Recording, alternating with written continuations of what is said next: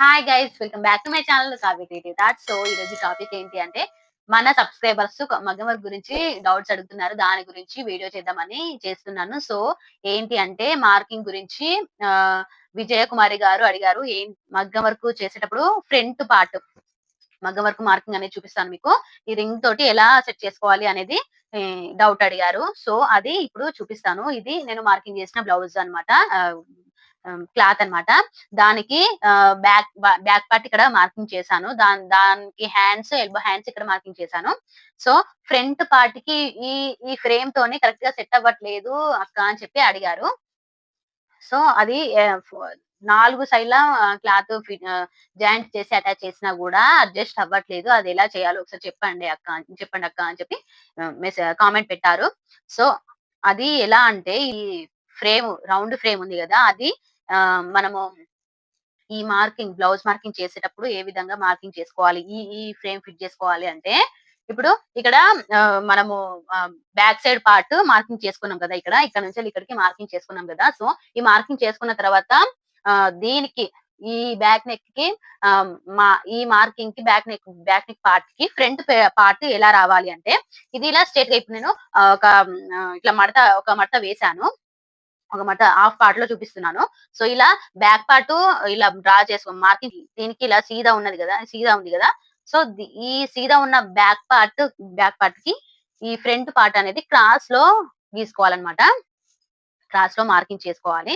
అది క్రాస్ లో ఎలా చేయాలి అనంటే, ఈ విధంగా ఇప్పుడు సీదా ఇది మార్కింగ్ చేసిన తర్వాత దీని నుంచెల్లి క్రాస్ లో చూసుకొని ఇక్కడ ఒక లైన్ గీసుకొని ఈ విధంగా మనకు క్రాస్ లో వచ్చేటట్టుగా ఫ్రంట్ పార్ట్ క్రాస్ లో వచ్చేటట్టుగా ఈ షోల్డర్ పార్ట్ ఈ విధంగా గీసుకోవాలి. ఒక లైన్ గీసుకున్న తర్వాత మనకు కావాలంటే మన సైజ్ బ్లౌజ్ కస్టమర్ ఇచ్చే సైజ్ బ్లౌజ్ ఉంటుంది కదా!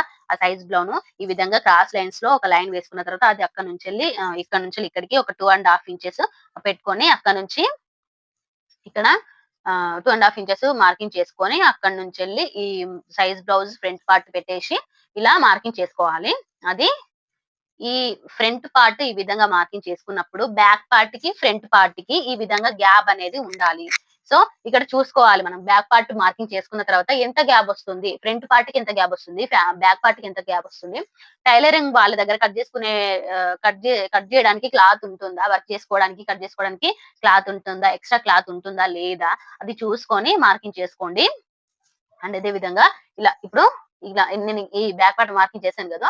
ఇక్కడ కట్ చేసుకుంటే ఇక్కడ వరకు క్లాత్ అనేది కట్ అవుతది. హ్మ్. ఈ ఈ ఫ్రంట్ పార్ట్ కూడా ఇక్కడ నుంచి ఇక్కడ వరకు కట్ అవుతది. సో ఇక్కడ కట్ అవ్వగా కూడా ఇక్కడ క్లాత్ అనేది మిగిలాలి. ఇంత స్పేస్ అయితే ఉండాలి. సో ఈ బ్యాక్ పార్ట్ కి ఫ్రంట్ పార్ట్ కి ఈ విధంగా స్పేస్ అయితే ఉండాలి. అండ్ అదే విధంగా చాలా కస్టమర్స్ ఎల్బో హ్యాండ్స్ పెట్టుకున్న, షార్ట్ హ్యాండ్స్ పెట్టుకున్న వాళ్ళకి ఒక మీటర్ క్లాత్ అయితే సరిపోతది. పర్ఫెక్ట్ గా 100% గా ఒక మీటర్ క్లాత్ అయితే సరిపోతది అని అనుకునే వాళ్ళకి ఒక మీటర్ క్లాత్ సరిపోయే వాళ్ళకి ఖచ్చితంగా ఒక మీటర్ కంటే ఒక 5 ఇంచు, 2 ఇంచెస్ ఎక్కువ క్లాత్ తీసుకోండి. ఎక్కువ క్లాత్ తీసుకుంటే మనం మగ్గం వర్క్ చేసేటప్పుడు ఈ ఫ్రేమ్ ఫిట్ చేసుకోవడానికి కొంచెం ఎక్కువ క్లాత్ మార్కింగ్ చేసుకున్నా కూడా ఈ ఫ్రేమ్ ఫిట్ చేసుకోవడానికి క్లాత్ అనేది ఎక్కువ ఉంటది. సో అట్లా తీసుకోండి.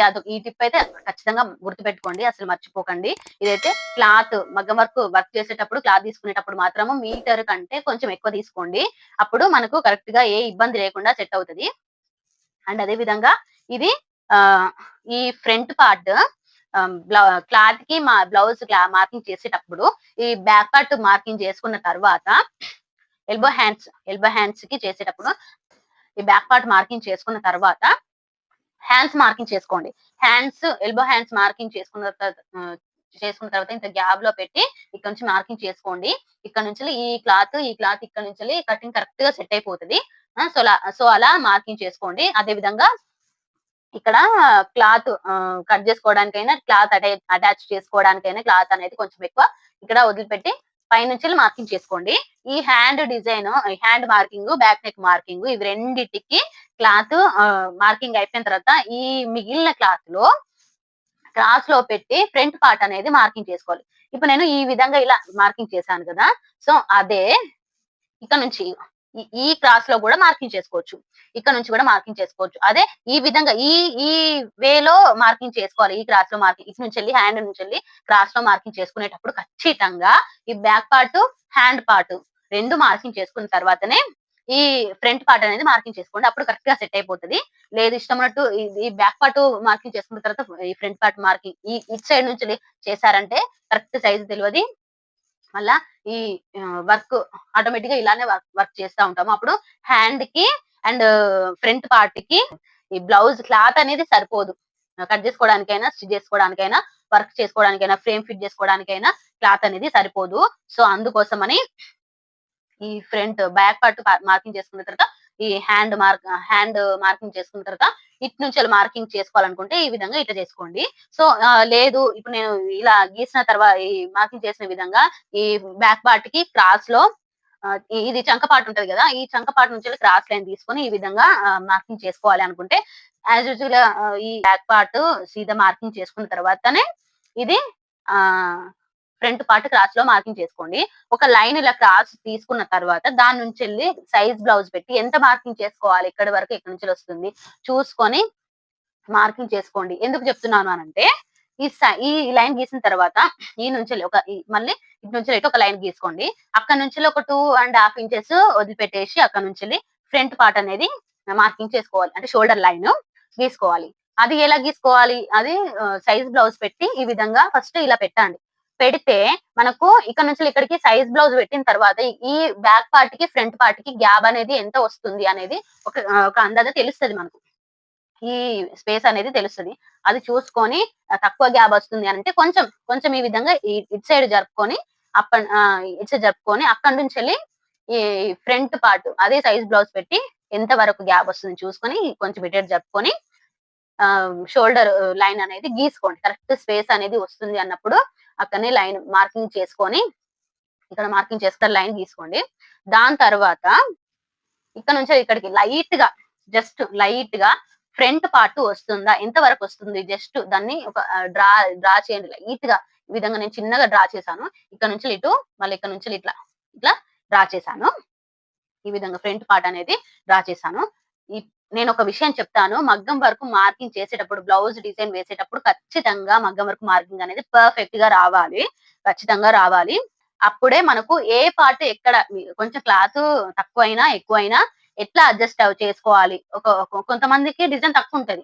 కొంతమందికి హెవీ డిజైన్ వస్తది. మొత్తం ఆల్ ఓవర్ వర్క్ వస్తది. అప్పుడు ఆల్ ఓవర్ డిజైన్ వేసుకునేటప్పుడు ఎంత క్లాత్ తీసుకోవాలి, ఎక్కడ అడ్జస్ట్ చేయాలి, ఎట్లా కుట్టాలి, ఏంటి అనేది ఒక అవగాహన కొంచెం ఐడియా వస్తది. అదే చిన్న చిన్న డిజైన్స్ అయితే ఎట్లైనా అడ్జస్ట్ చేయొచ్చు. సో, అందుకోసమని మార్కింగ్ అయితే ఖచ్చితంగా తెలిసుండాలి. అదనమాట. ఈ ఈ ఫ్రంట్ పార్ట్‌కి ఇలా మార్కింగ్ చేసుకున్న తర్వాత ఈ ఫ్రేమ్ అనేది ఇలా పెట్టుకోవాలి. ఇలా పెట్టుకుంటే చూసారా? ఇక్కడ ఈ బ్యాక్ పార్ట్ గాకుండా ఓన్లీ ఫ్రంట్ పార్ట్‌కే వస్తుంది. ఇలా చేసుకోండి. ఇలా అడ్జస్ట్ చేసుకోండి. ఇక్కడ ఇది ఎళ్ళిపోయినా ఏం కాదు. ఇక్కడ నుంచెల్లి మనం ఏదైతే వర్క్ చేస్తున్నామో ఆ పార్ట్ మాత్రము ఈ ఫ్రేమ్ లోపలికి ఖచ్చితంగా ఉండాలి. అది చూసుకోండి. ఇగో ఇలా ఈ విధంగా, ఈ విధంగా ఫస్ట్ చూసుకొని క్లాత్‌ను కరెక్ట్‌గా ఫిట్ జేసుకోండి. ఇక్కడ ఈ పార్ట్‌కి ఖచ్చితంగా ఇంకో క్లాత్ జాయింట్ చేసి ఫిట్ చేసుకోవాల్సొస్తది.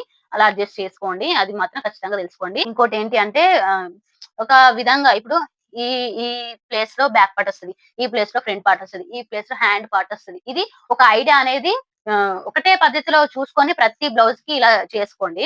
అది కాకపోతే ఇంకొక పద్ధతిలో ఎందుకు చెప్పానంటే కొన్ని కొన్ని బ్లౌజెస్‌కి వేరే విధంగా కూడా కుడతారు. అంటే అడ్జస్ట్ అవ్వడంలో ఉంటది. ఆ! అలా మార్కింగ్ చేసుకున్నప్పుడు ఖచ్చితంగా ఇప్పుడు ఈ విధంగా మార్కింగ్ చేసుకోవడంలో కూడా ఇదే సేమ్. ఈ ప్లేస్‌లోనే వస్తది. సో, అది చూసుకోండి. ఇప్పుడు బ్లౌజ్ మార్కింగ్ చేసుకోవాలంటే ఇది ఇక్కడొస్తది, ఇక్కడొస్తది, ఇక్కడొస్తది. ఇది ఇంతే ఫిక్స్ అవ్వాలి. ఇదే ఫిక్స్ అవ్వాలి. ఇలా ఐడియా అనేది రావాలి. ఇలా ఈ పద్ధతిలో మార్కింగ్ చేసుకొని ఈ క్లాత్ జాయింట్ చేసుకోండి. సో, ఇక్కడ ఈ blouse back part blouse fit చేసుకోవాలన్నా ఇక్కడ ఒక క్లాత్ జాయింట్ చేసుకోవాలి. కింద జస్ట్ వన్ సైడ్ మాత్రమే జాయింట్ చేసుకోవాలి. అంతే సరిపోతది. ఇక్కడ ఫ్రంట్ పార్ట్‌కి ఫిట్ చేసుకోవాలన్నా కింద ఇటు సైడ్ ఒక క్లాత్ జాయింట్ చేసుకుంటే సరిపోతది. అదే హ్యాండ్ పార్ట్‌కి జాయింట్ చేసుకోవాలన్నా ఇక్కడ నుంచెల్లి ఇక్కడ కింద పార్ట్‌కి క్లాత్ జాయింట్ చేసుకుంటే సరిపోతది. సో, ఈ విధంగా చూసుకోండి. కానీ ఖచ్చితంగా కొంచెం హెవీ డిజైన్స్ ఉన్నప్పుడు మీటర్ క్లాత్ సరిపోతది అన్నప్పుడు దానికంటే కొంచెం ఒక 5 ఇంచెస్ 5 నుంచి 2, 3, 4, 5 అట్లా 5 ఇంచెస్ వరకు ఎక్కువ తీసుకోవడానికి ప్రయత్నించండి. ఎక్కువ తీసుకుంటే మనకు మార్కింగ్ అయినా, ఈ ఈ ఫ్రేమ్ అడ్జస్టబుల్‌గా అయినా ఏమి ఇబ్బంది ఉండదు. కొంచెం స్పేస్ అనేది వస్తది మనకు మార్కింగ్ చేసేటప్పుడు. అదైతే ఖచ్చితంగా గుర్తుపెట్టుకోండి. ఇబ్బందులు లేకుండా అది బెటర్ అన్నమాట. ఇప్పుడు మగ్గం వర్క్ వేసిన దాంట్లో చూపిస్తాను. మార్కింగ్ చేసిన క్లాత్ మీద చూపించాను గదా! ఇప్పుడు వర్క్ వేసిన దాని మీద చూపిస్తాను ఒకసారి. సో, ఇది వర్క్ వేసిన దాని మీద చూపిస్తాను. ఇది వర్క్ వేసింది. దీంట్లో ఇది హాఫ్ హ్యాండ్స్ డిజైన్ అన్నమాట. అందుకని క్లాత్ దానికంటే చిన్నగుంది. ఇప్పుడు ఈ బ్యాక్ పార్ట్ ఇక్కడ వచ్చింది కదా! దీన్ని ఇక్కడ నుంచెల్లి ఈ బ్యాక్ పార్ట్‌కి, ఫ్రంట్ పార్ట్‌కి ఈ గ్యాప్ అనేది ఎంతుంది? ఇక్కడ నుంచెల్లి ఈ గ్యాప్ అనేది ఎంతుంది? ఇక్కడ నుంచెల్లి ఈ గ్యాప్ అనేది ఎంతుంది? హ్యాండ్స్‌కి, ఫ్రంట్ పార్ట్‌కి కరెక్ట్‌గా వస్తుందా? ఇలా వస్తుందా? ఫ్రంట్ పార్ట్ కరెక్ట్‌గా వస్తుందా? ఈ హ్యాండ్స్‌కి ఏం డిస్టర్బ్ కాకుండా ఫ్రంట్ పార్ట్ అనేది కరెక్ట్‌గా వస్తుందా? అనేది చూసుకోండి. ఇక్కడ చూడండి. ఇక్కడ నేను ఇలా పెడుతున్నాను ఫ్రేము. ఇలా పెట్టినప్పుడు ఇక్కడ వర్క్ గూడా ఏం డిస్టర్బ్ అవ్వట్లేదు. ఇటు వర్క్‌కి డిస్టర్బ్ అవ్వట్లేదు. ఇక్కడ ఈ ఫ్రంట్ పార్ట్ వర్క్ గూడా డిస్టర్బ్ అవ్వట్లేదు. ఈ విధంగా ఈ ఫ్రేమ్ పట్టేటట్టుగా అండ్ అదే విధంగా బ్యాక్ పార్ట్‌కి, ఫ్రంట్ పార్ట్‌కి క్లాత్ కట్ చేసేటప్పుడు అంటే స్టిచ్ చేసేటప్పుడు కట్ చేసాం గదా! ఆ కట్ చేసేటప్పుడు ఆ క్లాత్ అనేది మిగులుతుందా లేదా అనేది ఈ గ్యాప్ అనేది చూసుకోండి ఖచ్చితంగా. ఖచ్చితంగా చూసుకోండి. ముందు తెలియకపోతే మార్కింగ్ చేసేటప్పుడు ఎంత గ్యాప్ ఉండాలి అని తెలియకపోతే ఇలా లైన్ గీసుకునేటప్పుడు అక్కడ ఖచ్చితంగా ఈ సైజ్ బ్లౌజ్ అనేది ఉంటది గదా! సైజ్ బ్లౌజ్ ఫ్రంట్ పార్ట్ ఈ విధంగా పెట్టి, ఇలా సైజ్ చూడండి. చూస్తే ఎంత వరకు స్పేస్ అనేది ఉంటుంది అనేది తెలుస్తది. సో, అప్పుడు మనము ఇక్కడ కొంచెం దీనికి దగ్గరగా జరపాలా, దూరంగా జరపాలా అనేది ఎంత వరకు జరుపుకోవాలి, ఏంటి అనేది ఎలా గీసుకోవాలి. ఈ విధంగా ఫ్రంట్ పార్ట్ ఇటు సైడు పెట్టి ఇలా క్రాస్‌లో డ్రా చేసుకొని ఫ్రేమ్ అనేది ఫిట్ చేసుకోండి. కరెక్ట్‌గా సెట్ అయిపోతది. దీంట్లో పెద్ద కష్టం ఏమీ లేదు. అర్థమయ్యే వరకే ఏదైనా. అర్థమైందంటే ప్రతీదీ ఈజీగానే ఉంటది. చెయ్యాలి. మనకు రాదంటూ ఏముండదు. మనం అర్థం చేసుకునే దాంట్లోనే ఉంటది. సో, అలా ఈ విధంగా ఒక ఫ్రంట్ పార్ట్ ఇలా క్రాస్‌లో మార్కింగ్ చేసుకొని ఫిట్ చేసినప్పుడు అంటే మార్కింగ్ చేసుకున్న తర్వాత ఇటు సైడు క్లాత్ ఖచ్చితంగా జాయింట్ చేసుకొని ఫ్రేమ్ అనేది ఫిట్ చేసుకోండి. అప్పుడు మనం ఎంత వర్క్ చేసినా గాని క్లాత్ అనేది లూజ్ గాకుండా వర్క్ అనేది ఎక్కువ సతాయించకుండా కరెక్ట్‌గా వస్తది. మన క్లాత్ అనేది ఎంత టైట్‌గా ఫిట్ అయితే అంత తొందరగా వర్క్ అనేది అయిపోతది. అంత ఈజీగా ఫ్రీగా ఉంటది. లేదు కొంచెం క్లాత్ లూజ్ అయినా గూడా మన నీడిల్‌కి క్లాత్ అనేది బాగా తట్టుకుంటా ఉంటది. దారాల్లాగా డిస్టర్బెన్స్ చికాకు అనిపిస్తది. అది చేసే కుట్టేటప్పుడు తెలుస్తది. కొంచెం క్లాత్ లూజ్ అయినా గూడా మన వర్క్ అనేది ముడతలు ముడతలు రావడము, కుట్టేటప్పుడు దారాలు, క్లాత్ తట్టుకోవడం ఇలాంటివి ఖచ్చితంగా వస్తాయి. అదొకటి గుర్తుపెట్టుకోండి. సో, ఈ విధంగా ఫ్రేమ్ అయితే ఫిట్ జేసుకోండి. ఇంకొక సబ్‌స్క్రైబర్ ఏమడిగారంటే, శారీకి శారీ మీద ఈ ఫ్రేమ్‌తో ఈ ఈ రింగ్ ఫ్రేమ్‌తో వర్క్ చేసుకోవచ్చా? శారీ మీద ఈ ఫ్రేమ్‌తో ఫిట్ చేసుకొని వర్క్ చేసుకోవచ్చా? మగ్గం వర్క్ చేసుకోవచ్చా? డిజైన్ వేసుకోవచ్చా? అని అడిగారు. సో, ఇది నేనొక చున్నీ తీసుకుంటున్నాను. శారీ కాకుండా చున్నీ మీద చూపిస్తాను. మామూలుగా మీకు అర్థం కావడానికి. ఈ విధంగా ఇప్పుడు ఇలా శారీ ఉంటది కదా! ఇలా శారీ ఉంటది. శారీ మీద ఈ విధంగా బార్డర్ పైన ఈ విధంగా ఫ్రేమ్ ఫిట్ చేసుకొని చేసుకోవచ్చు. ఏం ప్రాబ్లమ్ లేదు. క్లాత్ అది గూడా ఏం చిక్కిపోదు. కరెక్ట్‌గా ఉంటది. మనం ఫిట్ చేసుకున్న దాన్ని బట్టి ఉంటది.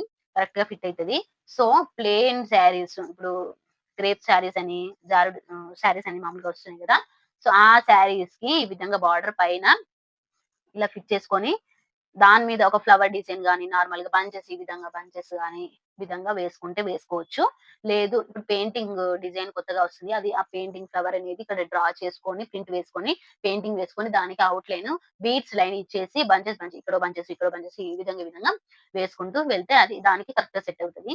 లేదు నార్మల్‌గా ఫ్లవర్ డిజైన్ వేసి పూసలైనా ఇచ్చేసి, ఆ విధంగా కుట్టుకుంటే ఈ ఫ్రేమ్ అనేది ఆ విధంగా గూడా యూజ్ అవుతది. కాకపోతే దీంట్లో ఏంటి అనంటే, జస్ట్ ఇప్పుడు కొత్తగా వచ్చే బార్డర్ డిజైన్స్ మగ్గం వర్క్ బార్డర్ డిజైన్ వర్క్స్ వస్తున్నాయి గదా! ఆ వాటికి మాత్రం ఈ ఫ్రేమ్ అనేది ఖచ్చితంగా యూజ్ కాదు. ఓకేనా? యూజ్ అయితే కాదండి. ఎందుకంటే, ఈ విధంగా మనము బార్డర్‌కి ఫిట్ చేసామంటే, ఇక్కడ వర్క్ చేసుకునేటప్పుడు కరెక్ట్‌గా సెట్ అవ్వదు. సో, ఇక్కడ ఈ ఈ ప్లేస్‌లో వర్క్ చేస్తాం. మళ్ళీ నెక్స్ట్ ఈ పార్ట్ ఫిట్ జేసుకోవాలంటే ఇప్పుడు ఆల్రెడీ ఇక్కడ వర్క్ చేసాం గదా! ఇక్కడ ఈ వర్క్ డిస్టర్బ్ అయితది. ఇక్కడ ఈ వర్క్ డిస్టర్బ్ అయితది. సో, ఆ విధంగా ఈ ఫ్రేమ్ అయితే బార్డర్ డిజైన్‌కి యూజ్ కాదు. ఈ మంచం లాంటి పెద్ద ఫ్రేమ్స్ మగ్గం వర్క్ పెద్ద ఫ్రేమ్స్ అయితే యూజ్ అవుతాయి. దానికి చీర చుట్టేసి మంచిగా వర్క్ అయితే చేసుకోవచ్చు. అది శారీ మీద మగ్గం వర్క్ చేసుకుంటే కాకపోతే ఇప్పుడు శారీకి బార్డర్ వేరే క్లాత్ మీద బార్డర్ డిజైన్ వేసి దాన్ని ఈ శారీకి అటాచ్ చేస్తున్నారు. సో, అలా వాటికైతే అలా చేసినా గూడా ఈ బార్డర్ శారీ మీద బార్డర్‌కి కుట్టినా గూడా మంచం లాంటి పెద్ద మగ్గం వర్క్ పెద్ద మగ్గం ఫ్రేమ్‌కి స్టాండ్‌కి మాత్రమే అది సెట్ అవుతది. కుట్టొచ్చు. ఈ రింగ్ ఫ్రేమ్ మీద మాత్రం కుట్టరాదు. ఓన్లీ బంచెస్ అక్కడక్కడ బంచెస్ పెయింటింగ్ వర్క్ ఇలా ఈ విధంగా బ్లౌజ్ వర్క్‌కి వీటికి మాత్రం బాగా యూజ్ అవుతది. నార్మల్‌గా బ్లౌజ్‌లకి, డ్రెస్‌లకి, లంగా బ్లౌజ్‌లకి ఇట్లాంటి వాటికి ఈ రింగ్ ఫ్రేమ్ అనేది మంచిగా యూజ్ అవుతది. కాకపోతే అలా కావాలి అంటే మీకు మగ్గం వర్క్ షాపు, వర్కర్స్ ఇలా పెట్టుకుంటే ఖచ్చితంగా ఆ ఫ్రేమ్ తీసుకొని అలా ఆ విధంగా కుట్టుకోవచ్చు. నార్మల్‌గా మామూలుగానే కుట్టుకోవడం మన వర్కే అని చెప్పి వీటి మీద చేసుకోవచ్చా అనంటే వీటి మీద మాత్రం సారీ మీద వర్క్ రాదు. ఓన్లీ జస్ట్ పెయింటింగ్ వర్క్ గాని ఆహ్, చిన్న చిన్న బంచెస్ గాని వస్తది. ఈ విధంగా ఇలా అయితే కరెక్ట్‌గా సెట్ అయిపోతది. ఈ ఫ్రేమ్ అయితే బార్డర్ డిజైన్‌కయితే సెట్ గాదు. ఫిట్ గాదు. ఇదండి. డౌట్ అయితే క్లియర్ అయిందనుకుంటా. మగ్గం వర్కు నేర్చుకునే వాళ్ళకి ఇంకేదన్నా డౌట్స్ ఉంటే కామెంట్ చేయండి. కామెంట్ బాక్స్‌లో చెప్పండి. ఆహ్, ఏ డౌట్ అయినా క్లియర్ చేస్తాను. బ్లౌజ్ మార్కింగ్‌లో గాని, డిజైన్ మార్కింగ్‌లో గాని ఎలాంటి మార్కింగ్ అయినా గూడా, ఏ డౌట్ అయినా గూడా నేను క్లారిఫై ఇస్తాను. ఏ డిజైన్ అయినా క్లారిఫై ఇస్తాను. మగ్గం వర్క్ గురించి ఏ డౌట్ ఉన్నా ఖచ్చితంగా మనకు కామెంట్‌లో అడగండి. ఖచ్చితంగా వీడియో చేస్తే వీడియో చేసి చూపిస్తేనే తెలుస్తది అనేటప్పుడు వీడియో చేసి చూపిస్తాను. లేదు నార్మల్‌గా చెప్తే గూడా అర్థమైతది అనంటే కామెంట్‌లోనే మెసేజ్ చేసి చెప్తాను. అదేం లేదు. అండ్ అదే విధంగా ఇంకా మగ్గం వర్క్ కొత్తగా నేర్చుకునే వాళ్ళకి మన దగ్గర మగ్గం వర్క్ మెటీరియల్ మగ్గం వర్కు ఆహ్, బిగినర్ కిట్ అనేది ప్రొవైడ్ చేశాము. ఖచ్చితంగా ఆర్డర్ చేసుకోండి. దాంట్లో మగ్గం వర్క్ ఫ్రేమ్, మగ్గం వర్క్ ఫ్రేము, దాంతో పాటు మగ్గం వర్క్ స్టాండు, అదే విధంగా క్లాత్ మగ్గం వర్కు ప్రాక్టీస్ చేయడానికి net cloth, print paper, carbon paper, needles అదే విధంగా థ్రెడ్స్, బీడ్స్, కుందన్స్ ప్రతి ఒక్కటి మన మగ్గం వర్క్ ఫస్ట్ స్టార్టింగ్‌లో ఏ వర్కు నేర్చుకుంటున్నామో దానికి తగ్గట్టుగా మెటీరియల్ ప్రతి ఒక్కటి మన దగ్గర బిగినర్ కిట్ అనేది రెడీ చేసాము. అది ఖచ్చితంగా మగ్గం వర్క్ నేర్చుకునే వాళ్ళు ఆర్డర్ చేసుకోండి.